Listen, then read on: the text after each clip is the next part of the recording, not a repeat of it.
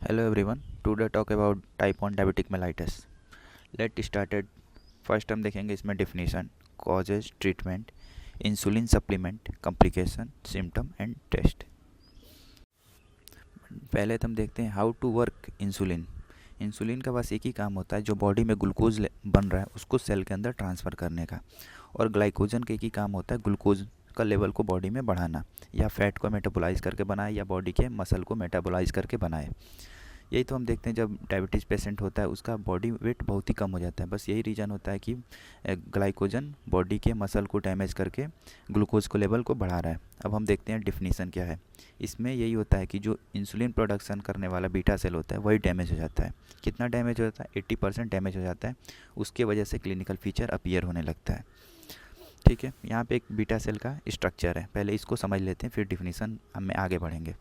तो देखो, जो बीटा सेल होता है वो इंसुलिन का प्रोडक्शन करता है इनएक्टिव फॉर्म में, जिसको बोलते हैं प्रो इंसुलिन। ठीक है, और जो बीटा सेल के ऊपर जो होता है एक ग्लूट 2 होता है रिसेप्टर, जो मॉनिटर करता है बॉडी में शुगर लेवल को, मतलब बॉडी में ग्लूकोज लेवल को मॉनिटर करता है। ठीक है, और ये जो होता है पोटेशियम चैनल। ठीक है, जैसे कि बॉडी में शुगर का लेवल इंक्रीज हो जाएगा तो बोलता है कि बीटा सेल से कि इंसुलिन रिलीज करो, तो यहाँ पे होता है एक पोटेशियम चैनल। पोटेशियम चैनल का यही काम होता है इंसुलिन और सी पेप्टाइड को रिलीज कराना। ठीक है, और सी पेप्टाइड का काम होता है आइडेंटिफाई बॉडी में इंसुलिन का। ठीक है, और ए पार्ट ऑफ इंसुलिन बॉडी में एक और शुगर लेवल को मॉनिटर करने वाला होता है जिसको बोलते हैं एमाइलेज, ये भी रिलीज होता है। ठीक है, तब आते हैं अपने डिफिनीसन पे। Insulin and C peptide I release ratio 1:1, यही बोल रहा है कि इन दोनों का रिलीज का रेशियो है 1:1। ठीक है, डायबिटीज़ में दोनों का लेवल डिक्रीज हो जाता है, इंसुलिन और सी पेप्टाइड दोनों का लेवल डिक्रीज हो जाता है। डेवलप एज 4 to 6 ईयर, या बोल सकते हैं 10 to 14 ईयर में टाइप 1 डायबिटिक मेलाइटिस होता है। ये part of insulin hormones release beta cell, मतलब इंसुलिन के अलावा और क्या रिलीज होता है? बीटा सेल से एमाइलेज रिलीज होता है। इसका काम होता है, एक और काम होता है स्टमक में मोटिलिटी को देखना, और regulate the entry of somatic content into the small intestine.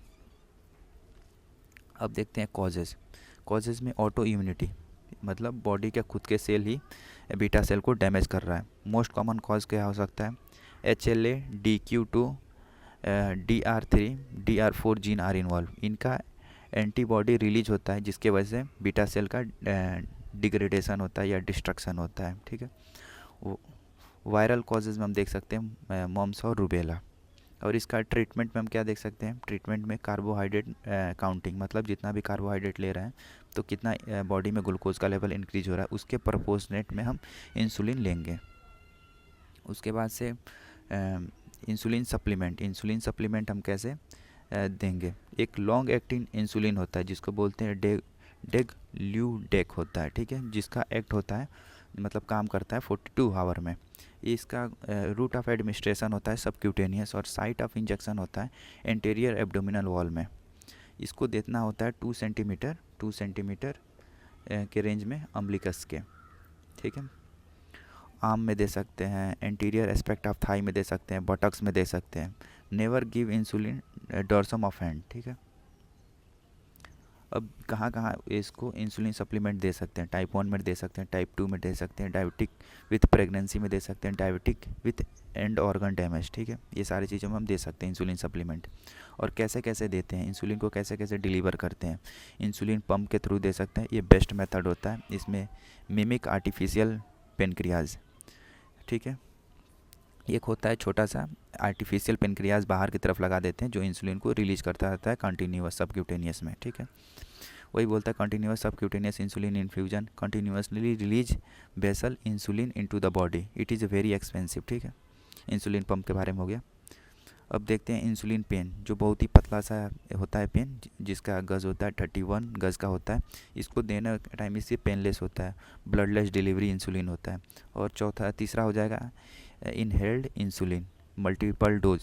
ठीक है, कॉम्प्लिकेशन में देख सकते हैं कि वही hypoglycaemia, weight gain, heart disease, nerve damage, kidney disease, eye damage, ये सारा प्रॉब्लम हो सकता है कॉम्प्लिकेशन में।